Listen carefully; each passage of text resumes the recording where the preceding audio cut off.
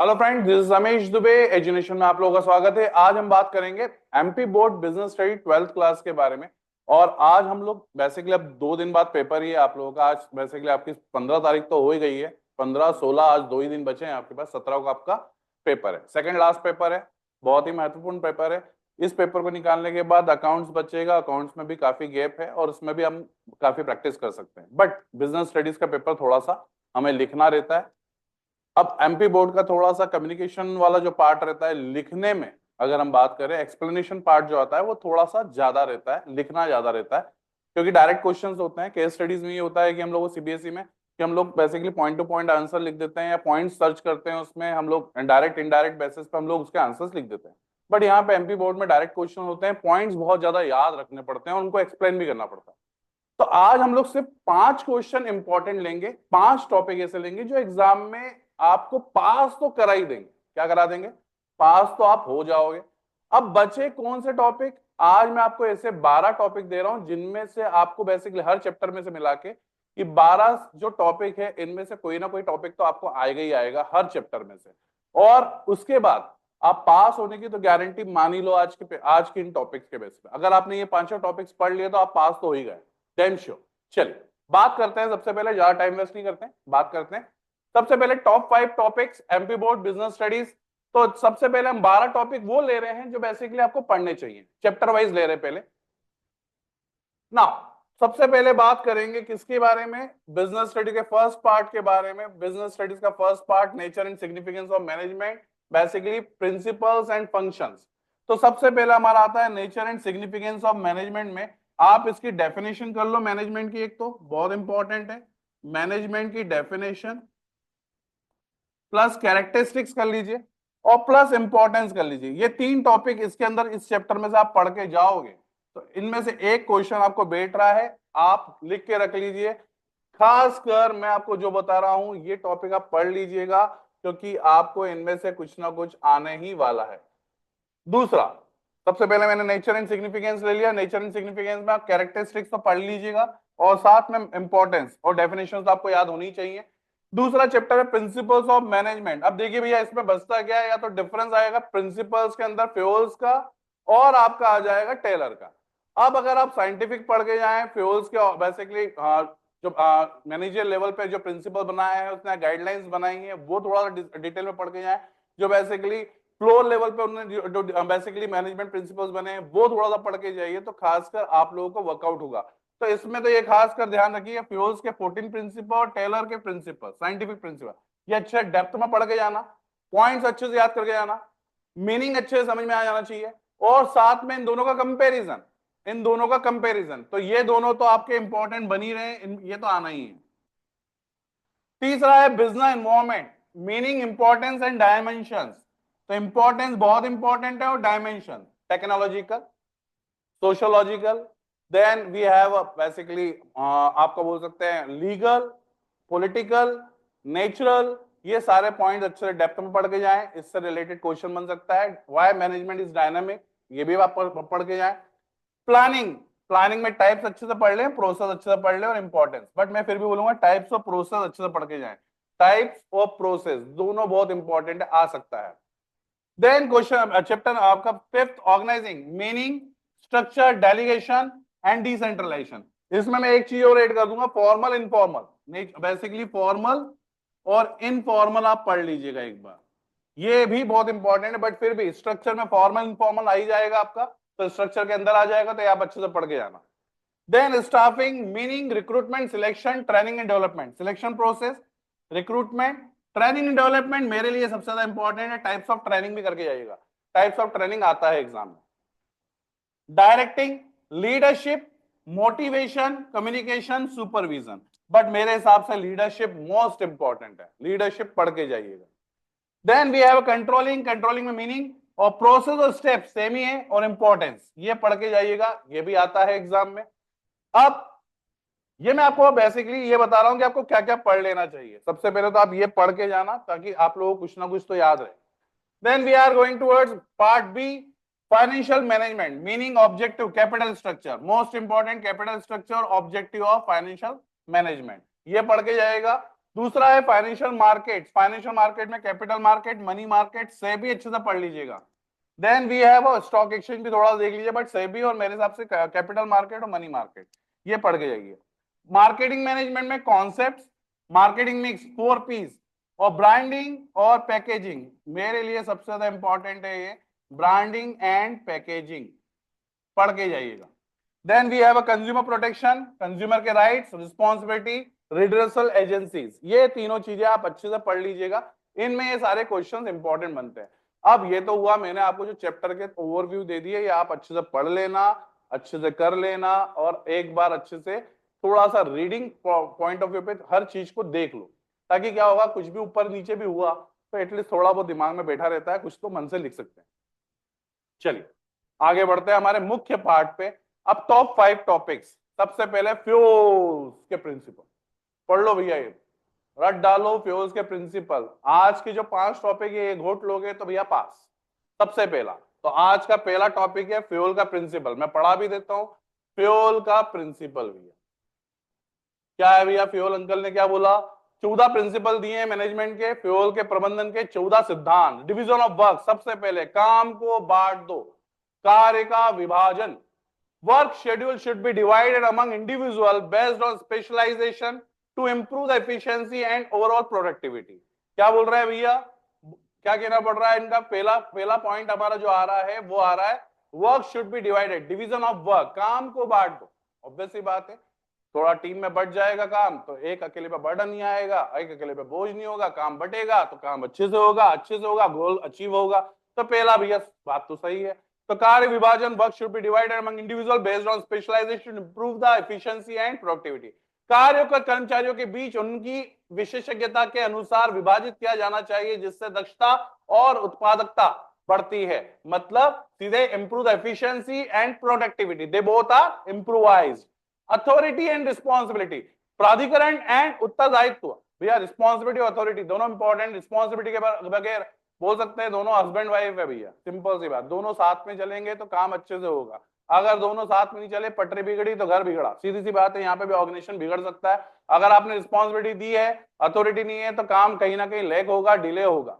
तो basically authority refers to the rights to give order while responsibility is the obligation to complete the work, both should be go hand to hand।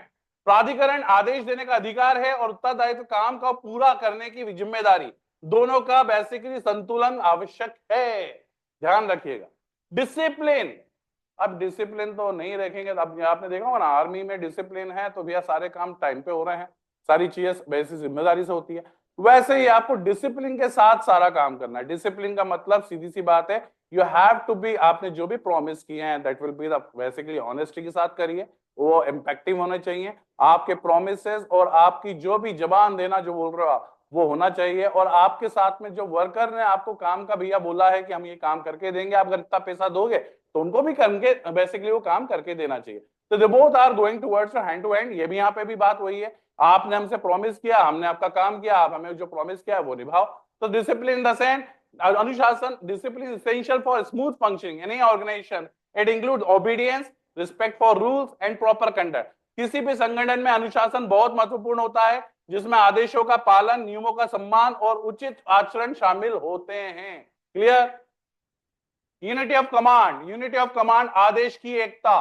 अब भैया आदेश की एकता का मतलब होता है कि भैया यूनिटी ऑफ कमांड का आपके ऊपर एक बॉस होगा तो काम सही साठ होगा, 10 मालिक कहीं ना कहीं फिर वही बात है, आप समझ जाओ। An employee should receive instruction from only one superior to avoid confusion and conflict। एक कर्मचारी को केवल एक ही अधिकारी के आदेश मिलने से चाहिए ताकि भ्रम और टकराव ना हो, कंफ्यूजन और बेसिकली डिस्टरबेंस ना हो ऑर्गेनाइजेशन के अंदर। इसलिए आपको one person should get a one boss or one order। Is it clear?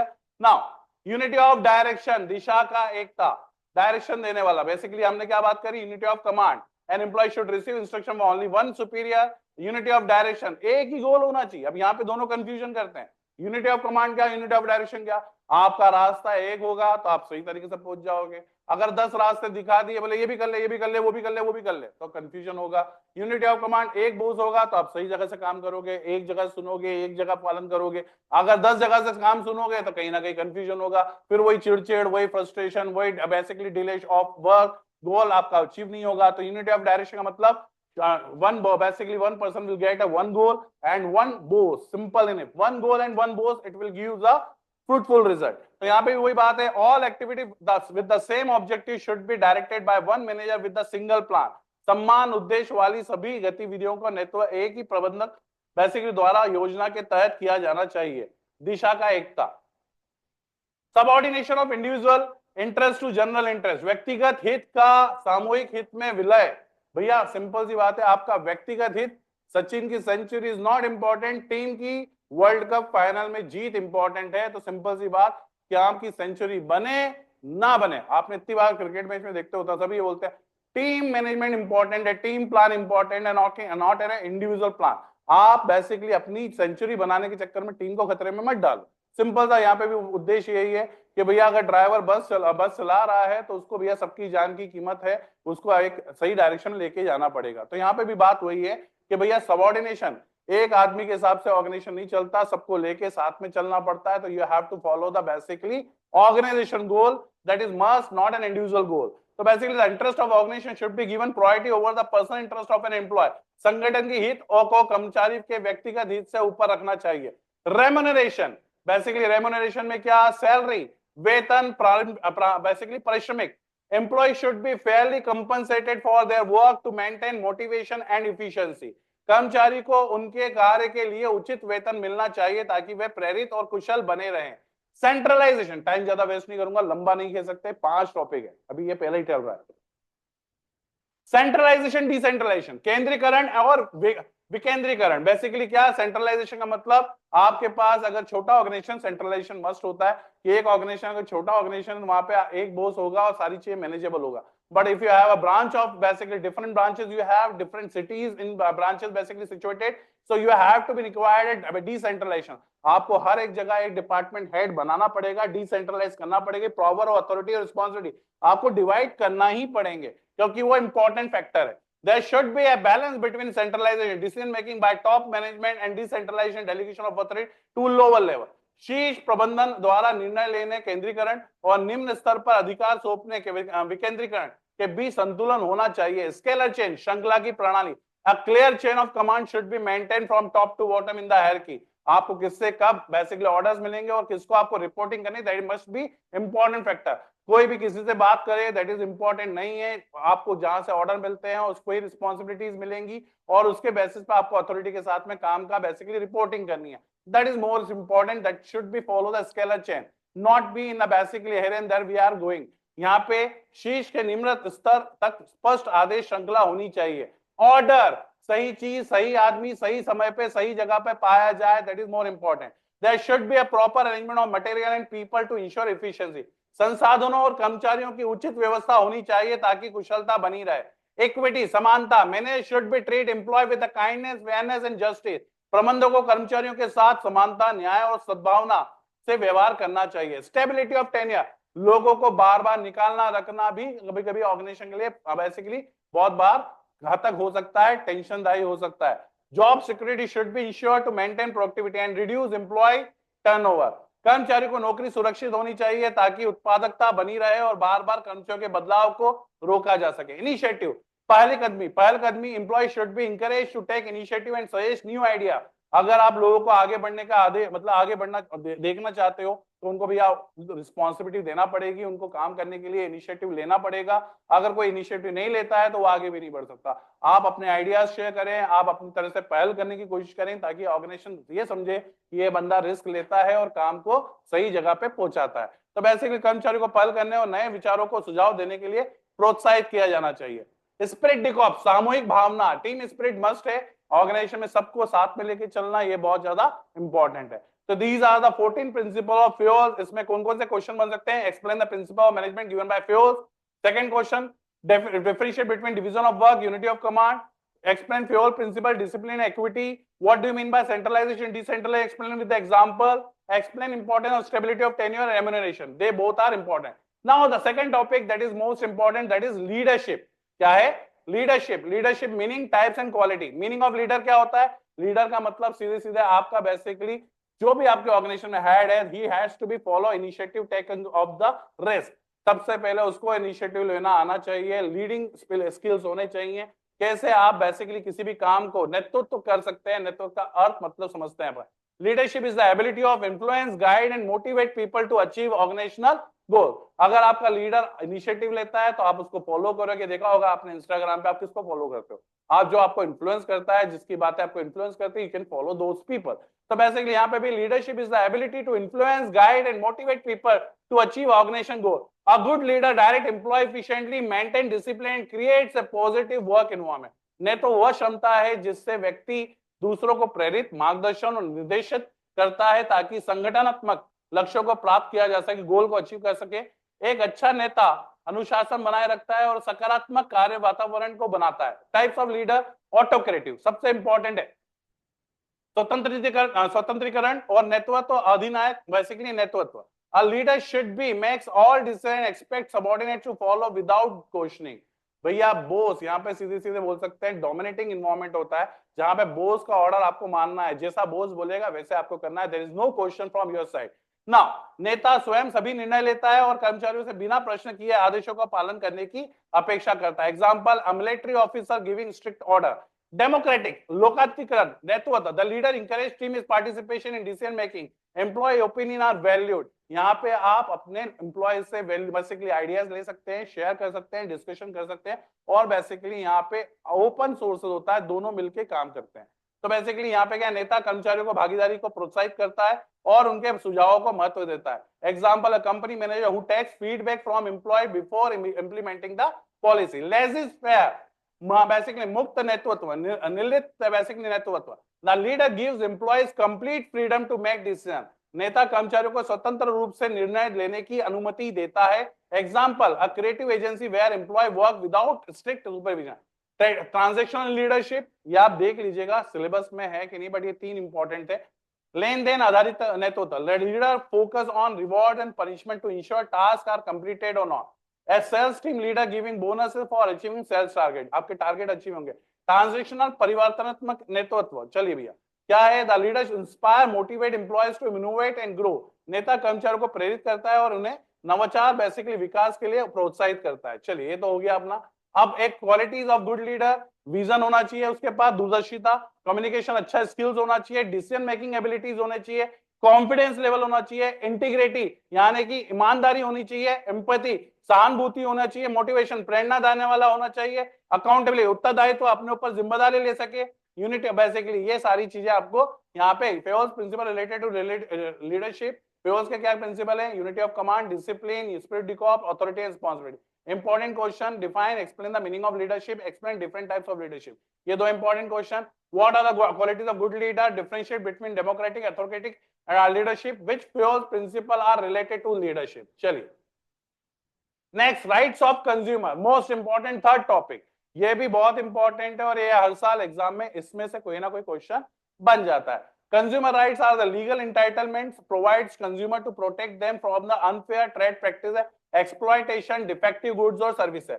These rights are defined order Consumer Protection Act 2019 India. ये अभी नया बन गया है, पहले 1986 के तहत होता था, अब 2019 के तहत आना है। कंज्यूमर के राइट्स क्या है, राइट टू बी सेफ्टी, सुरक्षा अधिकार।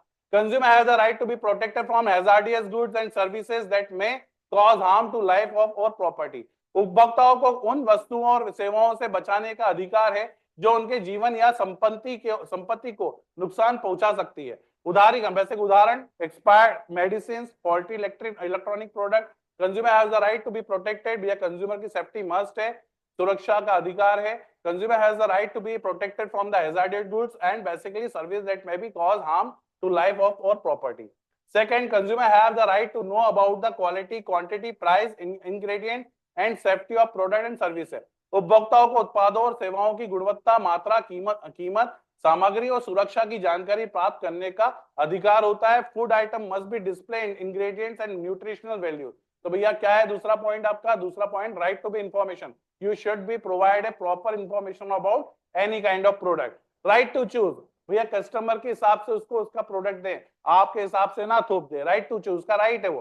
Consumer has the right to select the product and service from the variety of option, competitive price है। राइट टू बी हर्ड, सुनवाई का अधिकार। Consumer has the right to be heard and their complaints addressed by the company against companies manufacturing consumer forum, भैया customer जाके अपनी शिकायत दर्ज करा सकता है, उसकी सुनवाई आपका अधिकार है। Now example, filing a complaint against the defective product, right to seek redressal, निवारण पाने का अधिकार, consumer has the right to seek compensation और replacement. Now next, consumer has education, consumer की एजुकेशन भी मस्ट है, आप उसको गाइड करें, उसको प्रॉपर सिखाने की कोशिश करें। Consumer has the right to gain knowledge about their rights and responsibility, inform, आपने देखा होगा टीवी में ऐड आते हैं, जागो ग्राहक जागो, तो उनके अधिकार आपको उनको एजुकेट करना पड़ेगा ताकि वो अपने अधिकार के लिए लड़ सके। Now important question, what are the consumer right, explain that type, what are the importance of rights to safety and right to information, explain the right to choose, right to be seek redressal, what do you mean by right to be heard, ये question important बनता है। Rights of consumer हो गया, उद्योग का अधिकार हो गया, ये हो गया आपका भैया। चलिए आगे बढ़ते हैं, सेकंड क्वेश्चन हो गया, अगला थर्ड क्वेश्चन हो गया, फॉर्मल ऑर्गेनाइजेशन इनफॉर्मल ऑर्गेनाइजेशन, ये भी आप पढ़ लीजिएगा।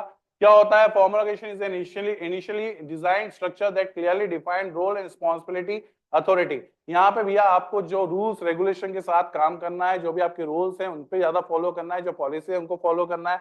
औपचारिक संगठन एक संरचित व्यवस्था होती है जिसमें कर्मचारियों की भूमिकाएं, जिम्मेदारियां और अधिकार स्पष्ट रूप से परिभाषित होते हैं। यह आधिकारिक नियमों और प्रक्रियाओं को के आधार पर कार्य करता है। कैरेक्टरिस्टिक्स, विशेष वेल डिफाइंड स्ट्रक्चर होना चाहिए, रूल्स रेगुलेशन फॉलो करना है, डिफाइंड अथॉरिटी होनी चाहिए, गोल ओरिएंटेड, एग्जांपल स्टेबिलिटी होना चाहिए, example a business organisation with a different department like HR, finance and marketing. Informal क्या होता है? Informal organisation forms naturally among employees based on personal relation, यहाँ पे आप अपने रिलेशन मेंटेन कर सकते हो, लोगों से बातचीत कर सकते हो, आप आपस में फ्रेंडली रिलेशन बना के अपने काम को पूरा कर सकते हो। ज्यादातर आईटी कंपनीज में ऐसा होता है ना। तो ये बेसिकली आपका नो फॉर्मल स्ट्रक्चर होता है, no fixed hierarchy, personal relation, flexible, influence to work, ये आपका एक क्वेश्चन बन सकता है। चलिए ये आपका हो गया भैया क्वेश्चन। आपको इसके अलावा कुछ और क्वेश्चंस अभी आज 4 से 5 ये टॉपिक जो आपको करने हैं फॉर्मल इनफॉर्मल के साथ में, total 5 topic, leadership, rights of consumer, आपका फ्यूल्स के principle, quality of good leader, और साथ में आपका जो बनता है फॉर्मल इनफॉर्मल, ये आप अच्छे से देख लीजिएगा। That's all for today, thank you and enjoy. But ये पढ़ लीजिएगा आज टॉपिक, ये सारे इंपॉर्टेंट टॉपिक थे। That's all for today, thanks a lot, bye bye.